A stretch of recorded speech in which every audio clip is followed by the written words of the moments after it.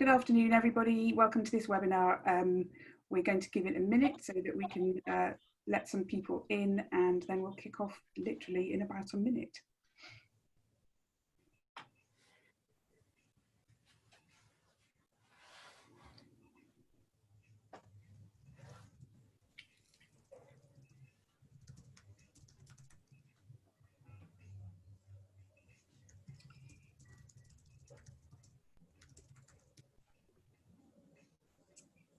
Okay, I think probably it's time to kick off. So good afternoon and welcome to this webinar.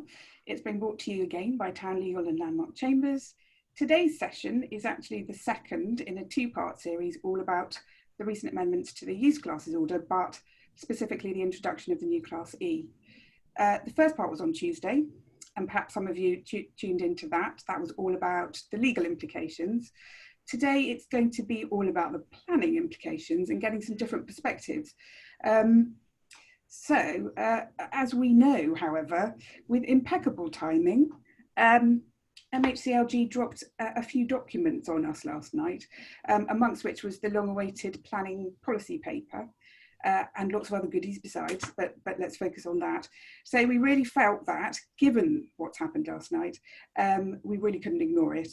And as a result, we are going to make this into a game of two halves. So we are still going to cover Class E. That will be the first half of the session.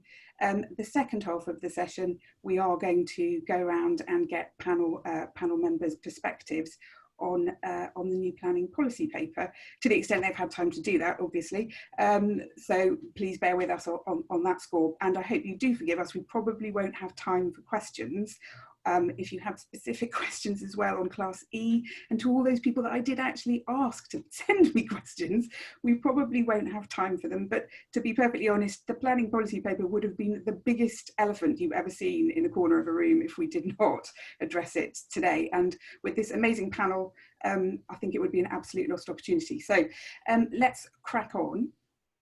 I'm very lucky to be joined again by another brilliant and learned panel to help us negotiate the issues that are going to be raised by the new Class E, and also the planning policy paper, to the extent that we've got time to cover that.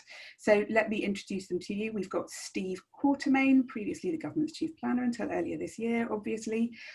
Steve, you're obviously now in your real dream job, which is as a consultant with Town Legal. I hope that's that's going well for you. Alice Lester, operational director regeneration at the London Borough of Brent. Hi Alice. We've got Mike Meadows, head of planning at British Land. Sarah Cary, executive director of place at London Borough of Enfield. Hi Sarah. And we've got Victoria Hills, chief executive of the RTPI. You're very busy today, doing lots of press, Victoria. You're pressed out. And we've got, and again, last but never least, Zack is back. Zack Simons, barrister, Landmark Chambers. And I am your chair, Meeta Kaur. I'm a partner at Town Legal.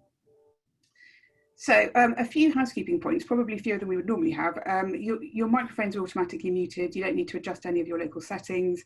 I've already addressed the issue of questions just now. If we do have time, we'll get to them, but I'm really apologise if we don't.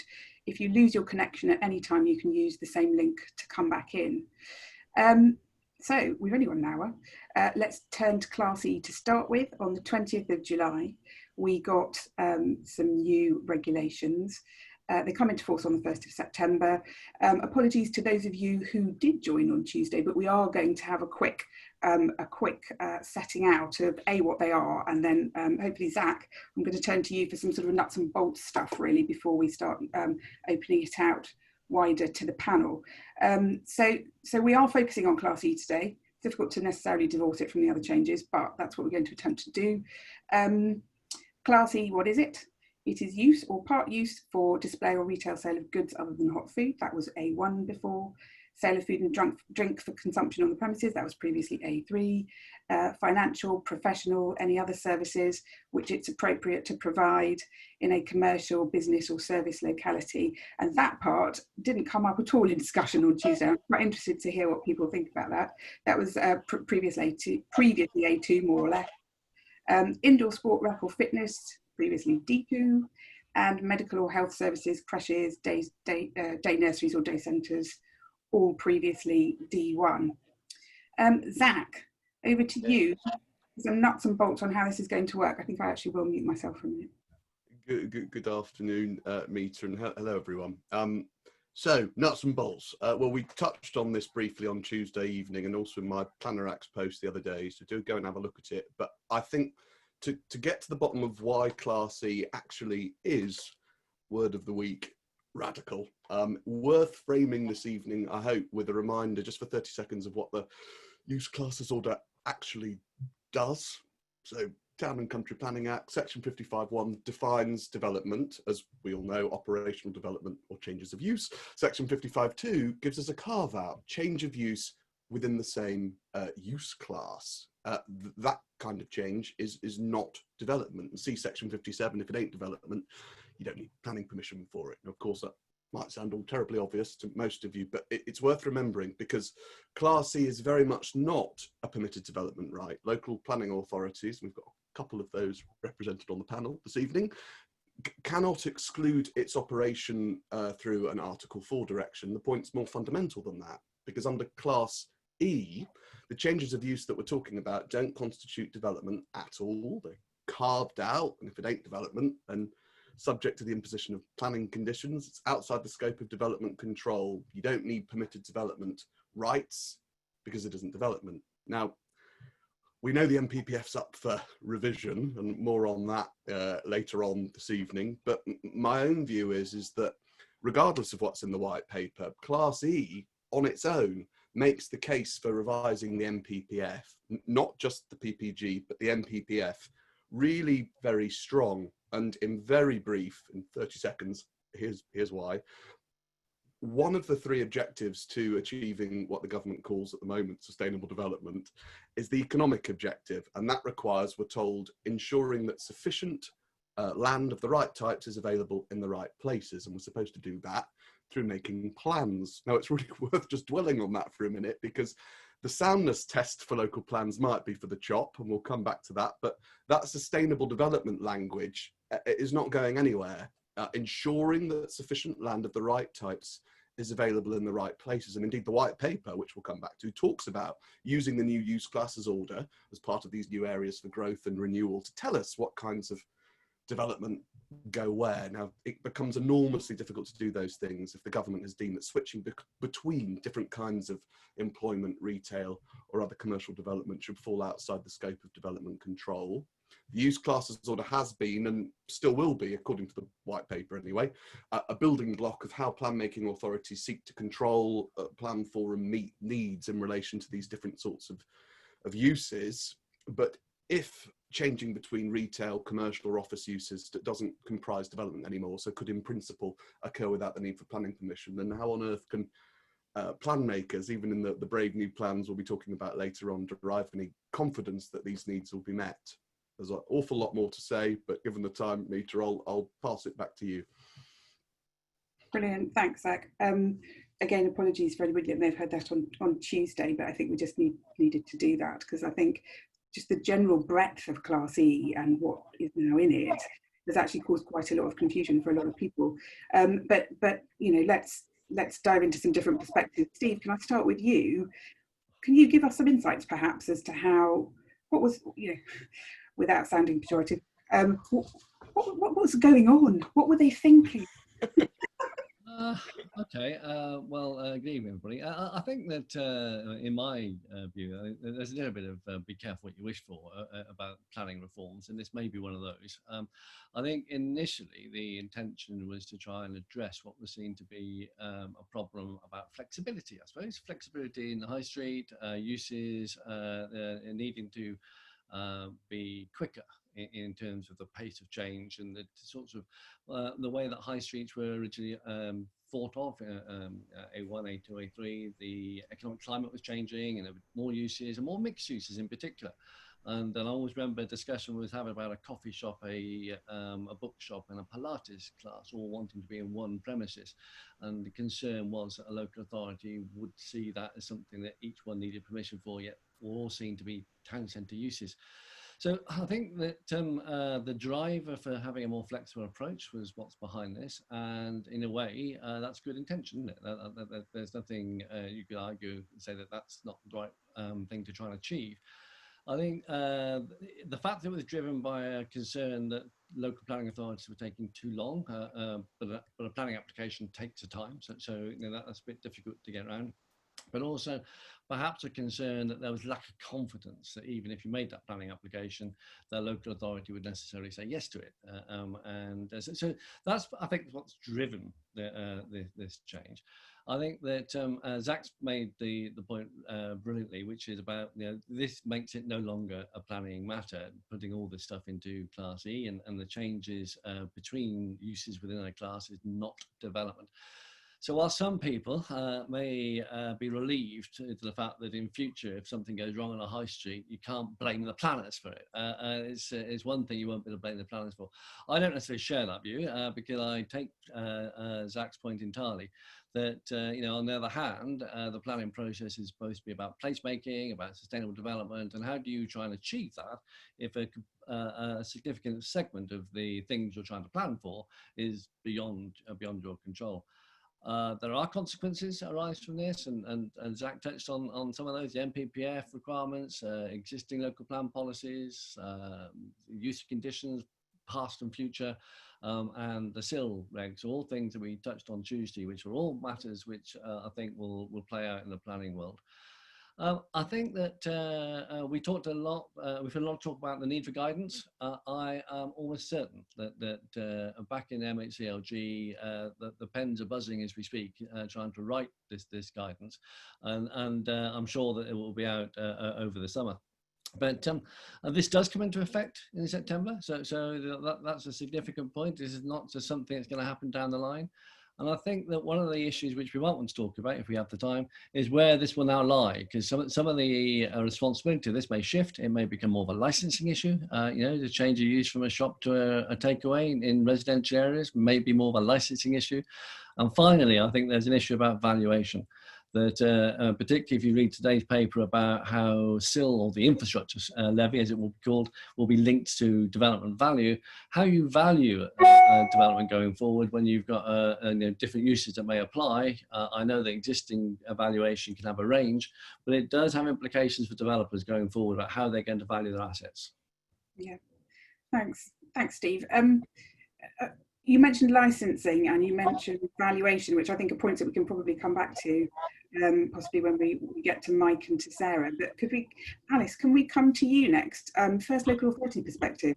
Where are you with this? What's making you scratch your head? What do you think you're going to need to do in response? Really big questions. Yeah, well, we're still thinking it through to a certain extent, but I think, Brent has long accepted that our fairly localised high streets are not just about retail anymore.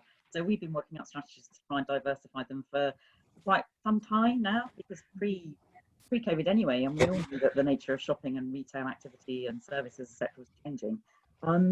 So we know that that a local high street is a focus for the community to come to the different shops and services that the public want to access. So I still think there is a role for primary frontage, actually, for a sort of a core or a centre of activity. And I think that's quite important. So we've been looking at trying to shrink some of our town centres, actually, so we can focus the activity in a smaller area.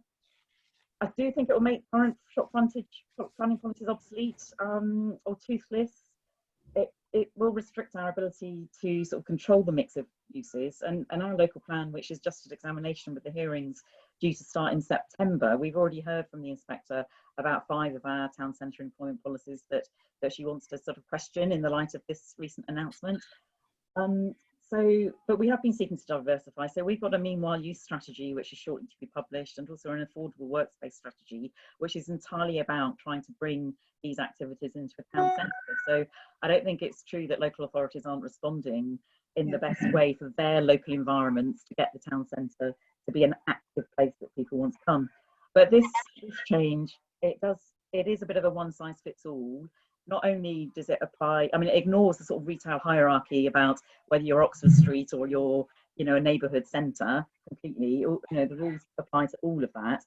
Actually, I accept that point about the essential shops within 1 kilometre. But in London, Well, that doesn't happen. I mean, we used to protect those isolated units if there was nowhere else within 400 metres. A kilometre is quite a long way, actually. It's a fair old walk, to be honest with people. So I don't think that one will particularly play out in London. But the main thing is, and this will come on to this in the white paper discussion as well, is that I think it really undermines the ability of the local authority, the elected politicians and the community that they represent and we work for. It takes away their ability to curate the place, to make sure the proportions of different activities suits what the local area needs. So that's sort of my main concern really as a principal. I don't know what it will mean about values. We can come on to that. I'm really worried about including offices. We're a provide capacity borough in London. We've got to increase our employment floor space. And I'm worried that in theory, shops could turn to offices. I'm really worried about the strategic industrial land and our local strategic areas, about them changing to some of these other uses completely outside of our control, our ability to judge whether it's in the public interest, and to put the right operational restrictions or rules around it, opening hours, etc. Gets back to the licensing point. Nobody's going to look at servicing anymore. Yeah. It's all up for grabs, really. I'll stop there because others have got more to say. Thanks, Alice. I think that's a point that I picked up on Tuesday, actually, is that there are plenty of local authorities where, when it comes to large-scale development, are granting permissions for, flexible A1, A2, A3, whatever uses. So, I think what you're saying is a sort of a reflection of that, which is actually plenty of local authorities were doing it anyway. But Mike, can we turn to you and your view on this, and perhaps you can pick up the valuation point as well from a British Land's perspective. I'll try. Thank you, Meeta. I suspect I might be in a minority, possibly a minority of one on Class C on this call.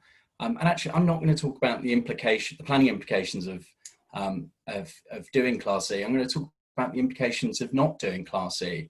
And I go back to the explanatory notes. And when I think about the problem that government is trying to solve, or at least the problem I think they're trying to solve, it's responding to a pretty unprecedented crisis due to coronavirus, which is going to have a lasting impact on our high streets. And we're going to see rates of vacancies that we've certainly not seen for a long time, possibly ever, as our high streets evolve. And we need to be able to respond really quickly to revive retail where retail is working, and to repurpose retail where it isn't, to respond to changing demand. So I think the reforms are bold. I also think they're necessary if we want to enable flexible and responsive management of places and avoid long-term decline. And I think the concept of part and concurrent uses is very welcome and will enable a response to new business models.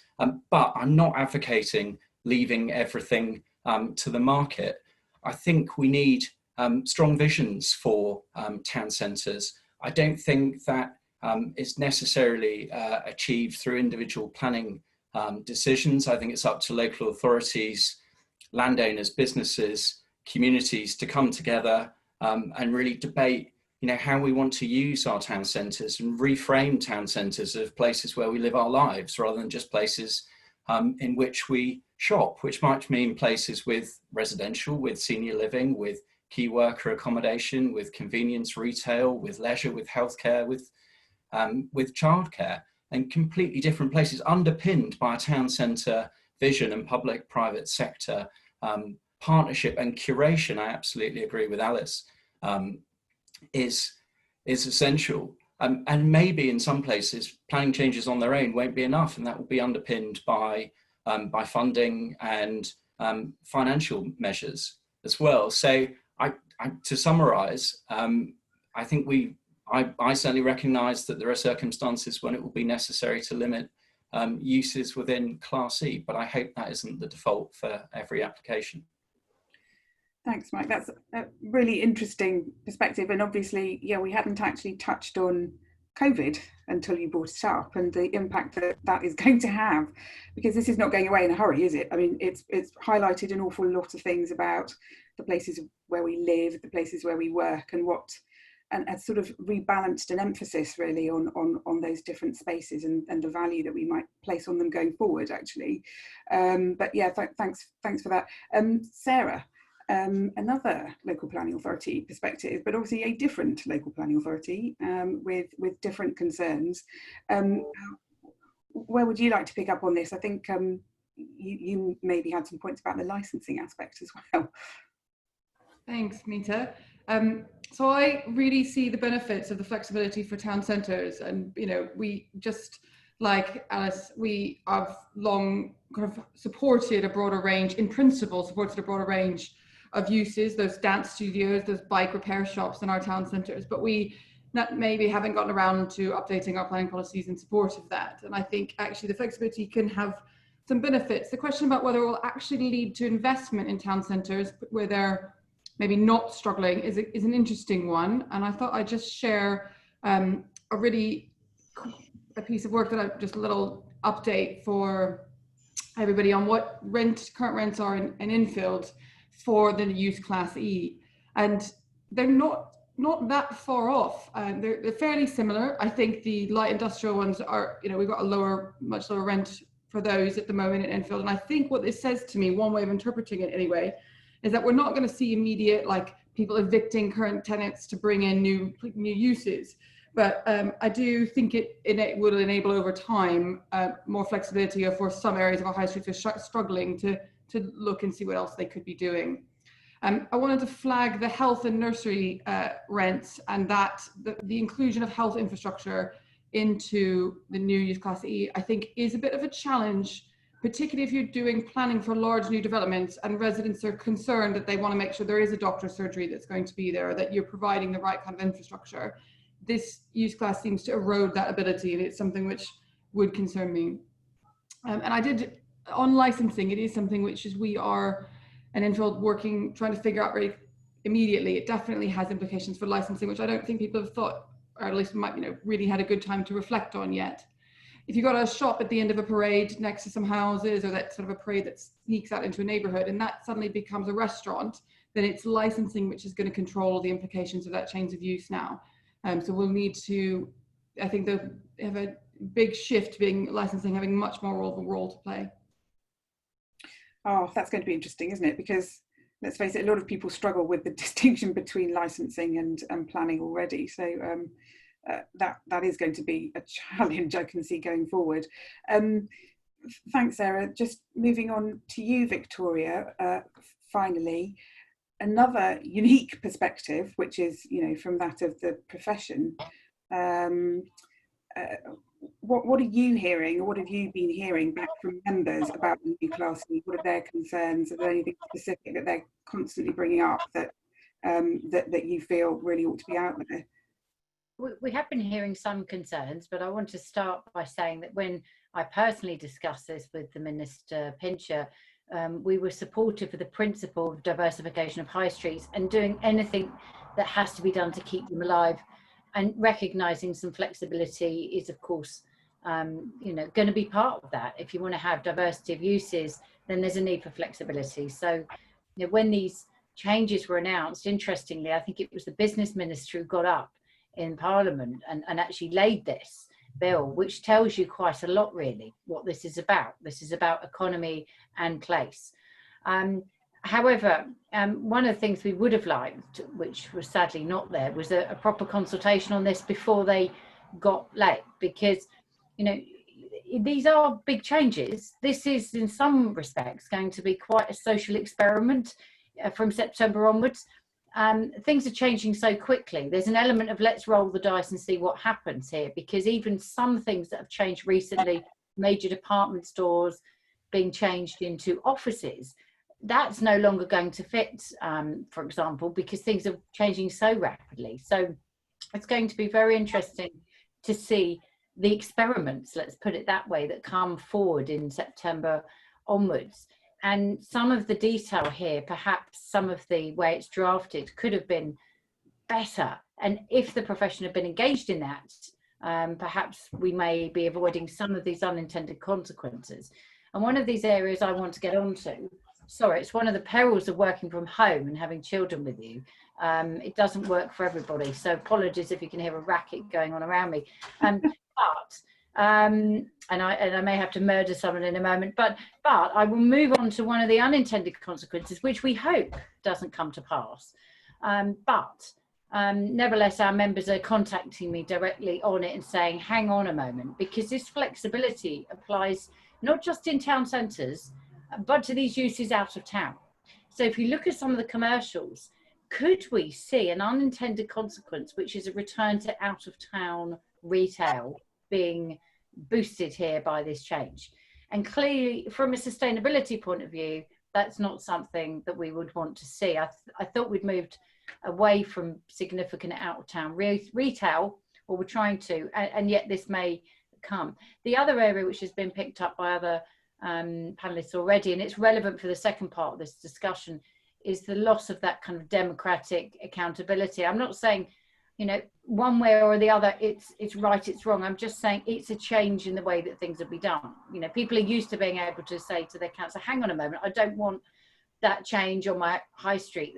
That's not going to, there will be no conversation on that now, because as we've already heard very clearly, it doesn't constitute, it's not development.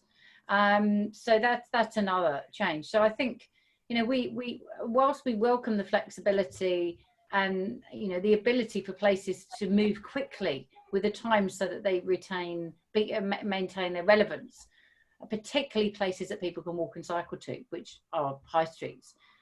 We are a bit worried about some unintended consequences for out of town that maybe not necessarily relevant for London, but perhaps elsewhere in the country. And yeah, this does have a slight whiff of an experiment about it. So I think we're just going to be keeping a close eye on what happens. But as I said, things are changing so quickly now. I've just been on another discussion about, well, you know, the future of the office, and you know, nobody really knows actually. We've got to let things settle down a bit. We're still in a pandemic, of course. So this is very early days, an interesting time to start the experiment, perhaps. Yes, thank you. I mean, the sense that I'm getting from what I've just heard from all of you is actually, Mike, you're not necessarily in a minority of one. I think there's definitely support for flexibility, you know, from all these different perspectives, but I think, you know, depending on what it is you have to deal with, particularly if you're a local planning authority, you know, it does present some challenges. I mean, I would imagine from your perspective, Mike, when Alice is talking about curating places, this presents, you know, from a BL perspective, that's ideal, because that's exactly what BL is great at doing. Yeah, I think this will be hugely positive for asset management. We can be much more flexible, we can be much more responsive, rather than trying to lease something, you know, lease a retail unit to a restaurant or to a clinic, and it's subject to planning and the delay and the uncertainty that goes with that, you know, sort of 8 weeks at least to determine a change of use application from a shop to a restaurant, perhaps. I would need to be much more responsive, otherwise I think we are going to see a lot of vacancy. And a slight provocation, admittedly, in response to Victoria's comment, but fail fast is not something you hear in relation to town and country planning very often. But and I wonder if you know, maybe there is an element of the government can change these classes through statutory instrument. If things aren't working, there's ways of changing them back or modifying. And I wonder, you know, is there an element in response to the pandemic, which I think is exactly the time to be bold in response to the scale of the challenges that we have, that we shouldn't be afraid to experiment a little. Can I just come back on that one? I don't disagree with that, Michael, at all. As I said, it's an experiment. And these were brought in at extraordinary speed. And they can be removed at extraordinary speed as well. So, you know, clearly there had to be a response. The response is what it is now. I think in the round, it's going to be very interesting. We're just a bit concerned about some of those aspects, not least the impact on out of town. Yeah. Okay. Brilliant. Thanks very much, everyone. I think we are actually spot on halfway through the session. So as promised, I think it might be time to bring forward the elephant that's been sitting in all of our rooms and start to deal with it, frankly. So let's move on to the planning policy paper. That was published around midnight last night. For anybody that was up waiting for it to happen, I actually had quite a late night trying to get through that and just about every other document that came out. We're not going to talk about those other documents, there's plenty in those, but today the planning policy paper really jam-packed with proposals, lots to talk about, lots to unpack, all about speeding up the planning system, making it clear and more certain, basically all the things that we've talked about in the past. So from that perspective, objectives not different. Zack, I'm going to turn to you to start with. Perhaps you could kick us off with just a couple of minutes of some headline proposals from the paper. You've only got 2 minutes. Challenges there. Thanks very much. Okay, deep breaths. Just a few words from me, just a few minutes. I'll try and limit myself to some headlines on plan making and decision taking, but as you will all know, there's an awful lot of other things that are in there beyond those two big topics. Plan making. What hasn't changed? Lots. The fundamental structure of the planning system, for one thing. We've still got local planning authorities, hooray, adopting local plans which guide development in accordance with an MPPF. So, all right. What's new? Also lots, including local plans won't need to be sound or deliverable anymore, which we can come back to this, but broadly, that's a thumbs up from me.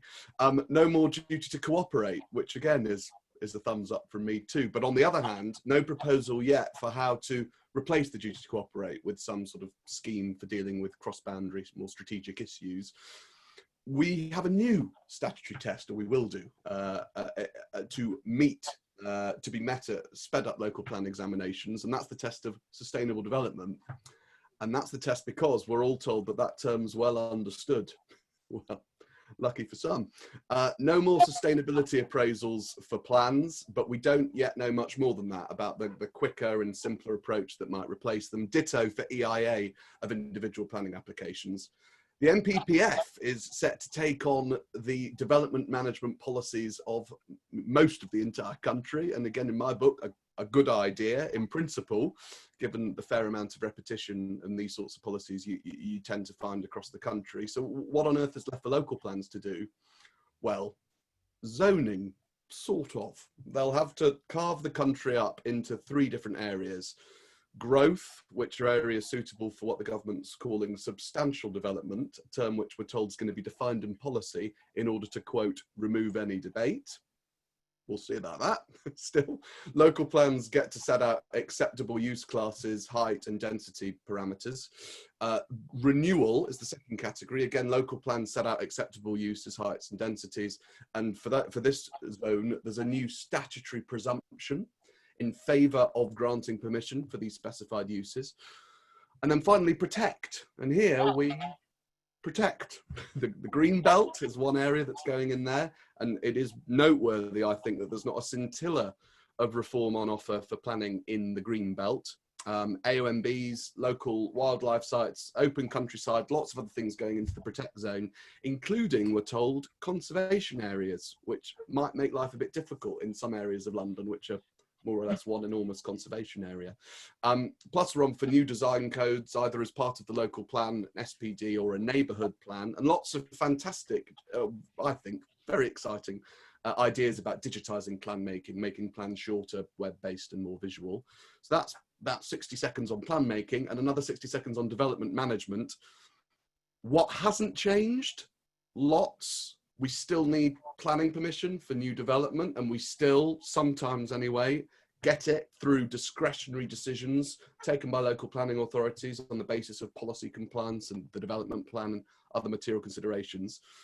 So what has changed? How do we get our planning permissions in the brave new world? We're very quickly taking it sort of zone by zone. In growth areas, you get an outline planning permission, which is conferred once the plan is adopted for prescribed uses within the parameters of height and density in the plan, subject to ... all kinds of things, the requirements of a master plan, of design codes. And to get your full permission, you're either going to need reserve matters application, a local development order, or if it's a real biggie, this is an interesting new proposal, potentially a development consent order. we will see, it looks like the government is intending to try and keep these kinds of cases away from the control of planning committees, and somehow force cases where the principle of development is established to be delegated to planning officers, which may make for some interesting discussions in town halls across the land. The second area is renewal areas, and in renewal areas, your consent is granted through a permission in principle, or a full planning application, or local or neighbourhood development order, which is pretty similar to the situation that we've got at the moment. But all of that's supposed to be bolstered through this new statutory presumption in favour of specified uses that meet the design code and the other prior approval requirements, etc. And in the protect areas, you need a full planning application, which is obviously the same as what we've got at the moment. And even in the growth and renewal areas, if you've got a scheme, but your scheme doesn't accord with what's in the plan, you can bring forward that scheme in the what we might call the normal way through a planning application, same as now. So lots of exciting ideas again about digitising, standardising and shortening this bit of the process to try and make things a bit quicker and a bit easier. New standardised planning conditions, a single max 50-page planning statement for major development. That's it, that's your application, 50 pages. Sounds pretty good to me. But an awful lot of detail still to come on things like what will the new environmental impact assessment system look like? How will the Listed Buildings Act be reformed, because reforms are promised, and I've not got nearly enough time to get into infrastructure payments, thank goodness. So back to you, Meeta. Can I be the first person, and perhaps, well, the only person, so we can get it out of the way, to say the devil will be in the detail, obviously. So having cleared that one, yeah, so thanks very much, Zack. I mean, just very quickly to sum up some points then, we still have local plans, we still have neighbourhood plans, we still have a developer levy, although it's consolidated, we still have heritage assets in some form, we've still got development management policies. So a lot of familiar things, so that's quite comforting, because some of us get quite stressed by change, and certainly large degrees of change. But other really positive things: increased digital technology usage. Again, the consolidated levy, so that we only have a single system rather than Section 106 and still working alongside each other, which still causes huge amounts of confusion, I think. Simpler assessment processes, also really good. What we don't have, as you pointed out, is any attempt to address the greenbelt issue. That's still the sacred cow, which is really disappointing, really disappointing. But we know why it's not been addressed. We've got no idea about environmental matters and how those are going to change. And actually, George Eustace did talk about how EIA was going to change. I think that was about a couple of weeks ago, and we've obviously got the Environment Bill, which I think they're going to pick up again in September, Zack, correct me if I'm wrong. So definitely things like biodiversity issues coming forward through that. We also don't have a clear idea on resourcing, and hopefully we'll pick up on those issues as well, because just a period of change is going to involve needing resourcing. And the thing that concerns me is that actually when we talk about things like zoning and trying to simplify the system, it's based on the notion that, or the assumption that, it needs fewer people to administer that kind of system. And we don't think that's true at the moment. And my final bugbear, just need to get it out there, and I promise to step off the soapbox just as soon as I've said it, but beauty. There's a lot of banging on about beauty. I'm all for good design, but not talking about it as though we all sit around and play Plato all the time. And on that note, Steve, can I start with you? Not to unpack, but What's the link there? Beauty. Okay, I mean, the paper poses as many questions as it answers, and I suppose it's interesting listening to Zack trying to explain the new system, thinking in the back of my mind that this is the government saying, well, we're making the planning system simpler, but they have government trying to do that for a long time. I suppose I'm not going to refer to the good, the bad and the ugly, but I'm going to say the bits that are in it which I think are highlights, which I think are very positive, the bits that I think that we just don't know, because I'm not sure it's clear enough, and the bits where we need more information. And I'll try and do it really quickly, Meeta.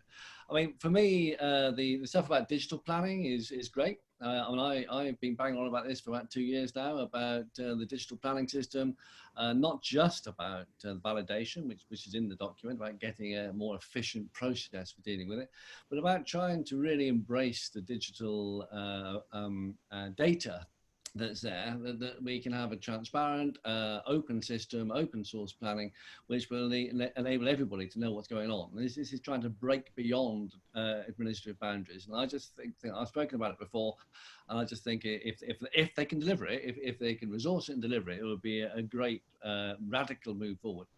I like the idea. I'm sure we'll find that Victoria does too. The idea of the status of the design and placemaking role in councils, that seems to be good, and design and design codes, what's not to like. Putting development management policies, centralising those, again, I've spoken about that in the past. It does seem a bit of a no-brainer. I mean, why do we have 350 plus different local plan policies, all having policies about two-storey side extensions needing to be subservient? There are some things that we can just deal with more centrally, and I think that who would not want a quicker planning system, a plan-making system? Now, whether 30 months is going to be deliverable is another question, but you definitely want a quicker system, and setting out a framework for that is something which I think we need to respond to. And the permission in principle on allocated sites, for me, that's delivering on a promise that was made a couple of years ago, actually, about allocations in local plans, having a permission in principle, and it seems to be very much in that sort of space. Where the bits that I'm thinking, well, I'm not sure about this because I don't think I know enough. Whilst there was some criticism that the existing planning system allocated every square inch of land, which I never actually thought it did, but this definitely will, because it does say all land will be one of the three types. And I'm not sure how micro-site that will get, how broad it's going to be, or whether we're going to find that within certain localities there's going to be a patchwork of micro allocations, and I think that's going to be something to think about. No review of Greenbelt, as you say, but a new housing requirement, which was sent out at the same time. Now, that housing requirement very much cements the top-down allocation of a housing figure to local authorities, as I read it in the document. It still means that if you local council, even if you're an area of Greenbelt, you'll get a figure. And you'll need to try and show how you're going to deliver that figure. And of course, that may mean that you need to review a greenbelt. I don't think that link's actually been lost. It's not if you've got a greenbelt, you can just walk away from this planning malarkey and just put up the barriers and say no development here. No duty to cooperate, I think has been mentioned. But don't forget there's a devolution bill in the system. So we need to wait and see how some of the broader issues get played out on that. And the neighbourhood planning stuff, it's not clear. They talk about it being more focused, but then they, in my view, rather worryingly talk about a street-by-street approach to neighbourhood plans. And we're trying to get a simplified system where developers have the confidence in the planning system.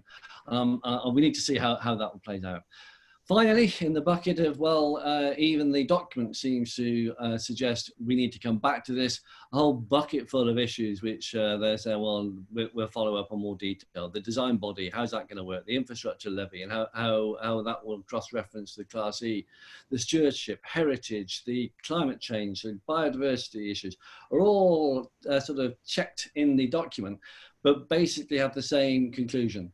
We'll come back to you on this. And I think that in those areas, there's going to need to be a lot more work to try and make sure those things are safeguarded.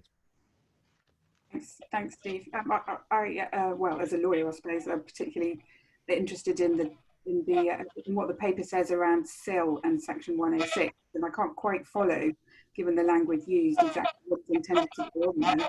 Apart from the fact that it's all supposed to perform much better and produce much more in the way of developer obligations than the current system does.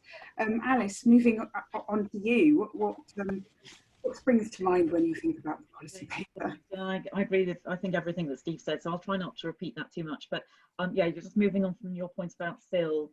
I mean, I think in Brent, we're managing SIL really well. We've collected a lot because we have a lot of development, but we've also allocated over half of it for spend. So we're not one of these authorities that isn't thinking about it and ploughing it into infrastructure. This hasn't all been spent yet, but it's been allocated for different projects. So the bit on, I don't mind combining Section 106s and SIL, except when it comes to affordable housing.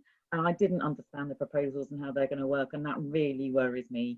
You know, because we make sure it's tenure blind. You cannot tell from the outside which is social housing and which is private, and I'm just worried that lots of things like that are going to unravel. So alarm bells going off with that. I think, I mean, you know, yeah, agree. Digitising, absolutely fantastic. We've been saying for ages, what is the point? Why am I spending £25,000 a year advertising the press? No one finds out about an application through the press. So all of the digitising stuff, brilliant. Bring it on. Can't come soon enough. Now the government, I think there are some contradictions in the approach. So the government spends some time saying that the planning system is too inflexible. You know, it's not fleet of foot enough, it can't change. It's too inflexible, too rigid. Okay, but that does give you certainty. Oh, but the planning system doesn't give you certainty. We don't know what to expect. You know, it's not certain enough. Well, you know, come on, you can't have it both ways. I always say you get certainty if you follow the plan. If a developer chooses to deviate from the plan, well, then you're entering the realms of uncertainty. Don't blame us. You've chosen to deviate from our planning policies. So I think the 2004 planning system that we've got now is very much based on evidence-based decision making. It was, what are your needs? Where is it going to go? When's it going to happen? And it felt like that evidence-based system was actually being torn up and thrown out of the water. You know, I just sort of got that hint from some of the way they referred to the evidence. They basically said, it's rubbish, you can't predict the future, so don't even bother to try. They talk about simplicity and having these three categories, but coming from a London perspective, land and development is not simple. It is complex. And I'm not trying to say we need all these rules and regulations, but you do need to unpick the challenges of individual sites. You can't just have, I don't think you can have blanket allocations. I do think it's right that site allocations or a similar form of that should effectively have outline permission. I long understood that it was because the banks wouldn't lend on that principle, that it didn't ever happen before, but maybe that's changed now. Development management, getting rid of extensions of times or introducing if it's not done by 8 or 13 weeks, you get your fee refund or an automatic refusal. I'm sorry, automatic fee refund. Well, that is just going to end up in lots of refusals. I'm sorry, it just is, unless you comply with the policy and get it right first time. Again, I picked up, it implied very much change role for planning committees with much more delegation. That raised a bit of flag for me because that won't play well in local government. What else? Yeah, bringing back CABE, it sounded like, with a national body responsible. Yeah, beauty, fast track for beauty, really alarm bells went with that because, you know, another seminar that is probably, but really difficult. And I wonder whether that will stifle individualism and innovation, because my idea of beauty is not necessarily a, you know, mansion block. I don't know. I think other things. And there we go. Yeah, that's probably enough for me. I'm so glad you did talk about beauty because it saves me having to do it, because I'd be here for a really long time. Mike, moving on to you. Land and development is not simple, it's complex. What fills you with delight and what fills you with dread when you look at this paper? I think that's absolutely right, Alice, by the way. And I'm going to give you a few initial developer and personal perspectives. As I was listening to you all talk, I was just reflecting on the experience of waking up at 7 o'clock this morning and then trying to digest certainly the most comprehensive planning reform of my lifetime, and doing it all whilst looking at the glossy sort of DAS style version of the document without realizing that there was a kind of screen readable text only version until I had a Teams call with my colleague Miles Price, who was sat there with a printed copy of the text only version, complete with highlighter annotations and tab notes. And anyone who knows Miles won't be surprised to know that he'd already done that. Turning to the paper itself, I mean, it is radical and comprehensive, and I guess that's no surprise following the appointment of Jack Cary from the Policy Exchange to number 10 to advise on planning earlier in the year. And it's complicated. It's going to take time to get to grips with. I'm even listening to Zack and Steve and Alice. There are bits that I hadn't picked up in a couple of quick read-throughs today, and I think 50-page planning statements sounds absolutely awesome, Zack. So thank you for bringing that to my attention. We share the government's ambition, of course, for a simpler, faster, more accessible planning system, recognise that it is not an easy task to strip back the layers, and there's a huge amount of detail yet to be seen that will come through the legislation. But I think there are reasons to be optimistic. I guess I would say that, but I'll give you a few. Making local plans shorter and quicker to adopt, removing some of the detail and the duplication between policy layers, which can be challenging and lead to delay for developers. Much broader civic engagement involving a wider group of people, a system that is less prone to capture by special interests. And as developers, we have a huge role to play in that. At British Land, we're doing that through our place-based approach to the communities that we operate in. And we welcome the commitment to design quality. I'm pleased to see the government asserting its net zero target in this paper. Certainly something which is central to our own 2030 strategy.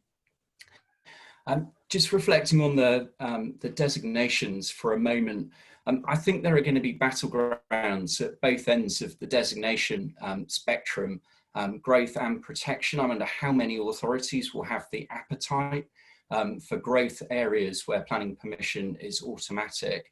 But equally at the other end, we've heard the Minister talk about Greenbelt and AONB, but are conservation areas in their entirety intended to be protected zones? 70% of Westminster is in a conservation area, including much of the central activities zone. So as I say, some interesting plan making to be done there.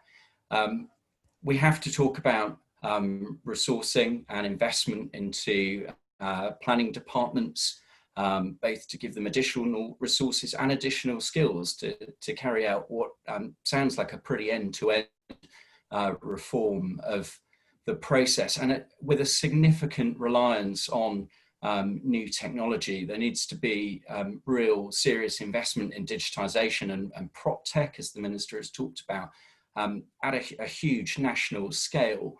And Sarah might have a view on this, but I wonder, how do you inspire a generation of architects and urban designers into the public sector? Is there a role for the public practice model to be rolled out nationally to increase design capability quickly? And finally, one thing I don't think we touched on in much detail yet is developer contributions. It's pretty light on detail. I'd certainly like to understand how the new infrastructure levy rates will be calculated, how they'll be reviewed, taking into account economic circumstances, including the ones that we are currently faced with. And I think there's some conflicting wording in the proposals about the amount of revenue the government is seeking to raise through developer contributions. But on the whole, a hugely ambitious set of proposals and some reasons to be optimistic. Thanks, Mike. Yeah, I mean, on SIL, it talks about a new consolidated infrastructure levy that's going to be nationally set, and it will be on a value-based flat rate charge basis, which sort of has echoes of the SIL working group proposals in the report that was issued a couple of years ago, but probably not quite. But it looks as though it's going to be expected to work a lot harder because they're expecting it to raise more money than SIL and Section 106 does at the moment. But Sarah, moving on to you, actually, perhaps starting with public practice. Thanks, Mike, for the plug on that. Just for transparency's sake, I'm one of the directors of public practice, and it's been in London. It's been a really successful sort of mechanism to bring in new capacity into local government, and particularly around planning and design and architecture. We've got a big cohort of different associates working on a variety of different projects and different skills, and they do bring in interesting views and also interesting perspectives and different ways of working, which has been great. So they're also a really good network. Like if I want to know what's going on in Alice's department, I just ask them because they actually sort of a back channel across. But so I think it is a good mechanism, and actually it's something we're talking with the GLA about whether or not, in the kind of need for recovery and the need for immediate push to support specific placemaking initiatives in London off the back of the pandemic, whether they might be a helpful approach there as well. So good to see. But back to the white paper reforms of the century, I think, as Mike said. We've gone back, you know, Class E was the biggest thing in 20 years. I think this is the biggest reform we've seen in our lifetimes. So there are exciting times, and I'm personally really pleased to see sustainability and design really back on the agenda in national plan making. I mean, we lost the golden thread of sustainable development. I sort of feel like we've now got like the golden coat or something. It's sort of embedded in the fabric of a lot of what's being proposed in the white paper, and I think that's necessary in a lot of ways. But the second, moving on from that, there's a lot of potential in strategic planning. I mean, they're talking a lot about making it more nimble, more powerful, more specific, more roadmap-based specific, and that anybody who is interested in planning and architecture, that's an exciting thing to be thinking about. But how that comes to bear, I think, is, as we said, is a lot of unanswered questions. I've got a very long list of them. Particularly one about how they expect local authorities to resource this additional spatial planning. There is a promise of more detail on how that might be funded in the future, and I'm really interested in that.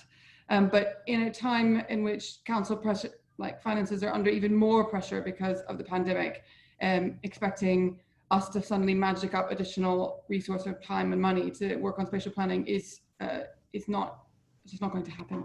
So need to think about, be more creative about how we do that. There's two, I think, particular areas I've been reflecting on today. One of which is just the timing for current plan making. So in Enfield, we're in the middle of drafting a Reg 19 plan, and we're really along this process of loads of evidence, loads of capacity studies, and a lot of that I think will continue to be really useful actually for this new plan making. But do we just stop all of that and work on the new world, or do we continue as we are, knowing that we're probably gonna have to change everything later on? And I really think government could usefully come up with some guidance pretty quickly on that, because I think I wouldn't be punished in my housing delivery test or anything for not proceeding with plan making, but at the same time I have to choose which approach we're going to be going down. They're not adaptable. You can't take one and just move it to the other. So the second thing I've been reflecting on is actually the kind of proposal to really reduce the discretionary nature of the UK planning system, and that's said quite a lot at the beginning, but they only mention the word planning committees once. And you can do all the strategic planning you like, and you can come to committee with an office recommendation for approval, and you have no guarantee of getting your planning application approved. And even if we're only working with reserved matters, most local councils that have a mechanism for large reserved matters to go to planning committee, or for any member to request a reserved matters goes to planning committee. So I think would really also appreciate a bit more detail and thought about that relationship between planning committee and decision making, because there's a hint that they want to radically change that, but not a lot of detail in the paper itself. So that's it. Thanks, Sarah. And yeah, great that you got to plug public practice at the beginning there. Thank you, Mike, for that segue. Just very quickly, we're probably going to run over by a few minutes, but I hope that's all right. We do want to just make sure that we get everybody's views out there. And the other point is, I just want to make clear, I have nothing against great architecture or great design. I just think that there's more to it than talking about it in terms of beauty, because I think great architecture and great design evokes all sorts of emotions, and that seems to be just a little bit narrow and Victorian, but there we go. Victoria, moving on to you. I don't know if there's any particular points that you want to pick up there. I know I'd be quite interested to hear from you about the resourcing point and what research the RTPI has been doing on that. Yes, we have been doing quite a bit on that. I'll come to it, but the starting point on all of this is it's been an unusual day, but it's been an unusual white paper. I'm happy to be corrected, but I don't think it's too often you get a prime ministerial statement at the front of a white paper. I've called it many times today by mistake a green paper, because actually it looks and feels like a green paper, because I've never seen a white paper with so many questions in it that genuinely need answering, actually.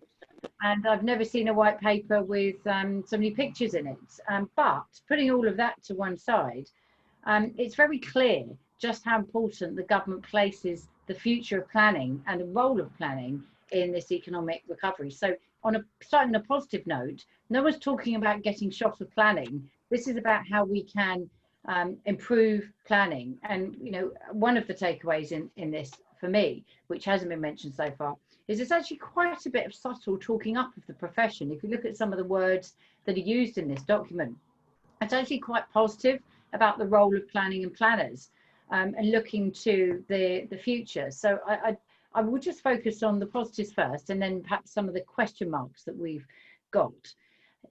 The local plan point has already been made, but it's an important one.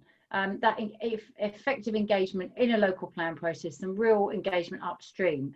Of course, that's something we've been saying as an institute for a long time, recognising the importance of local plan making can only be a good thing. And I've been criticised already over Twitter for saying that today, but I'm sorry. If you're listening to me now, we should celebrate the fact that government recognises there is a strong role for local plans, because they could easily have not recognised that, but they have. And with that surely must come resourcing. You know, we've had 40% cuts in local authority planning budgets over the last 10 years. That's our research at the RTPI. The lion's share of that's been in plan making. So if we're going to put this at centre stage of the recovery, it's got to be resourced. So we recognise and welcome this new national model for model design code. I've talked with people who said to me, it won't happen. We've got an assurance that it is going to happen. But again, it comes with that resourcing locally. If that has to be mirrored with local design guides, they don't exist yet, with the exception of a few areas who are kind of ahead of the game. And that is going to require quite a bit of work. There's lots of great words in here about engaging the community. Also plan tech rather than prop tech. We're talking plan tech here. It's got its own identity now. Will it have its own budget? Because, you know, rest assured, what we know from local authorities is, you know, they haven't got oodles of cash sat around ready to go on plan tech, much as they want it and need it. This is something that's going to require some serious investment. And of course, as Steve spoiled my thunder there a little bit, I've been banging on about the role of chief planning officers at the top table since I took on this job over 2 years ago.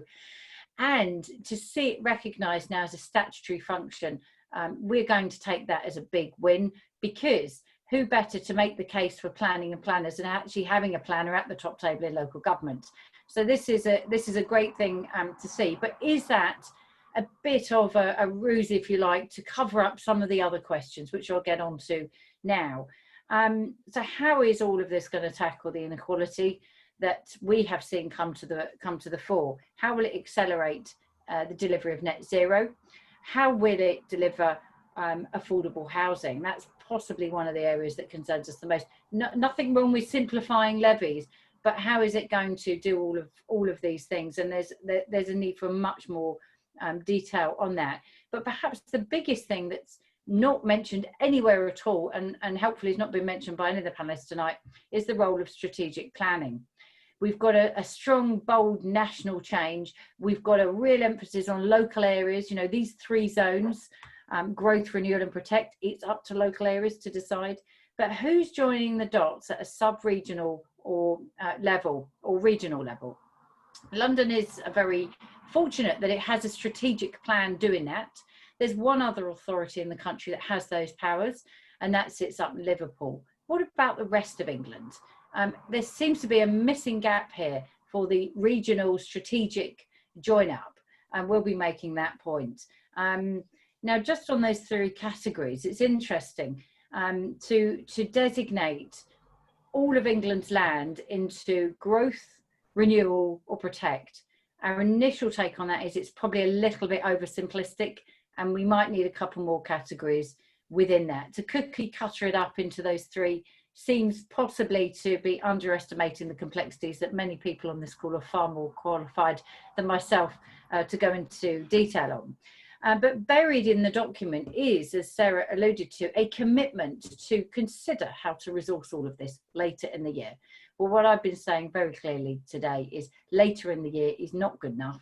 We're in the middle of a pandemic, hopefully coming out of it. We're going into a terrible economic crisis, and we're possibly having a hard Brexit. We can't worry about resourcing it in a few months' time. We've got to think about how to resource it now, because all these changes that are set out in the white paper will require primary legislation. This is a grand plan for the future. This is not going to happen overnight. So we need to have green recovery now. We need to enable local authority departments to respond and be able to respond quickly now. So the resourcing part is really, really key within that. So there's an awful lot of detail there. I know that we are absolutely short on time. What I would say is, I don't think this is Armageddon, by the way. Some of our members do, and there is a certain level of hysteria about this. I think we need to take our time, and it's good we have that time over the genuine consultation period running to the end of October. We're going to be convening roundtables across the 9 English regions. MHCLG have already said to me they want to sit in on each of those, which is really good. And we want to have a serious conversation about how these proposals can actually come to fruition or not. So to anybody listening today who's getting irritated by what I'm saying, and those of you who've been contacting me on social media to say, for God's sake, Victoria, now's not the time for diplomacy. I actually disagree with you. Now is exactly the time for diplomacy. The government do want to listen. If we want to have a sensible conversation, we have to get round the table and talk with them on this. But I'll leave it at that because no doubt I've upset even more people now. But there we go. Back over to you, Meeta. Thank you, Victoria. Well, if you've upset them, then you know they've been listening, which is always a good start, isn't it? Yeah, actually, just returning to something that you said then, which was really about time and timing. Steve, I think we touched on this very briefly before we started the webinar, but we're talking years here, aren't we, in terms of bringing some of this stuff to a point where we're actually using it. I think the guidance, some of the guidance will come out on some of the earlier issues over the summer. But yeah, if there's going to be a planning, the legislative change, if there's going to be planning acts to enforce this, it's going to be programmed and it's going to be a while. And that's why I think Zack's earlier comment and some of the others about what is going to happen in the transition. Sarah talking about her plan, Alice talking about her plan. What is the game afoot for those sort of plans? Are people going to down tools? And just at a time when actually we need to contrary, and to pick up Mike's point, which I agree with entirely, we need a planning system that can respond to not only the COVID but to the Brexit challenge. We need a planning system that is flexible enough to respond to those challenges quickly. And I think that in saying that, of course, that's not a criticism of what the government's trying to do. It's trying to say, well, if you're going to do it, then try and do it quickly. So Victoria's point about resources, I think that's a really good point.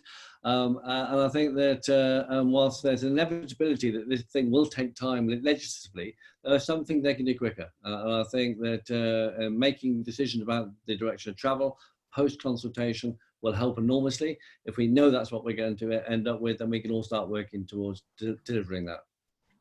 Thanks, Steve. On that note, and with the most enormous amount of reluctance, because I feel that we could carry on talking, obviously for days, but even now, even before we ran out of steam and had to go and get some wine, we could certainly keep going for some time here, and then also probably start dealing with some people's questions. But we are out of time. I would like to extend my thanks to the entire panel. You've all been brilliant, and we've been really lucky to have you all together, and at a time when we got something dropped on us which was really momentous, I think. So thanks, Steve, Sarah, Mike, Alice, Zack, and Victoria. And yeah, sadly we have to wrap up. If you feel as though you can take some more, I said this at the end of the last one as well, actually, if you feel you can take some more of this type of stuff, please do look out for a webinar that is going to be all about the planning policy paper. I think, Steve, you might be involved in it. Also my partners, Simon Ricketts and Duncan Field. That's going to be on Thursday the 13th of August at 5 p.m. Look out on social media, you'll be able to find the links that way. On that note, again, thank you to the panel, and thank you to all of you people out there that stayed to listen. And definitely, again, it is wine o'clock. Have a good evening. Thank you. Night. Goodbye. Thank you very much. Bye-bye.